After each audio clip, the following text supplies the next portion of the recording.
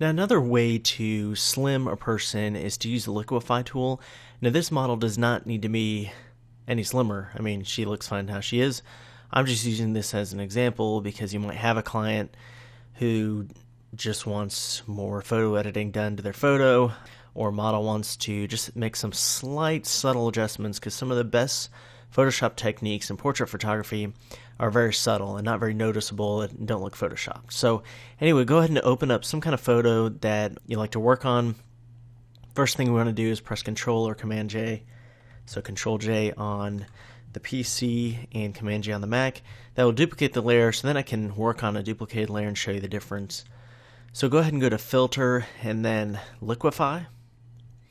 And you'll see some stuff over here. And this is what a lot of fashion industry photo retouchers use as part of their workflow. So we had the forward warp tool that just moves, things left and right, up and down in different directions.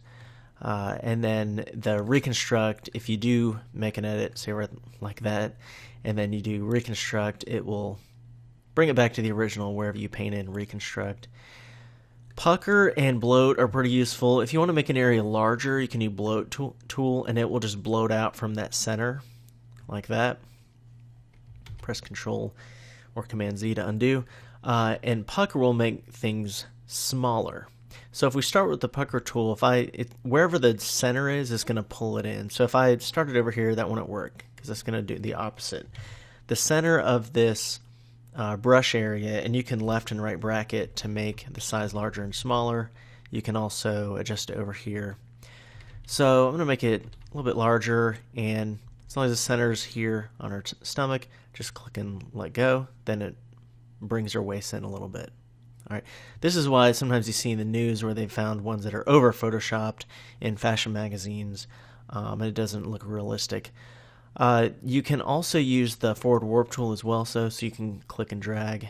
It's already looking, it's kind of looking messed up there for a second, but so you want it still looking natural, alright, if you use the slimming tool, or these slimming tools. Now, if you have pucker here, alright, and let's say I want to bring this waist in here a little bit, and we can do this to the legs, we can do the waist, the arms.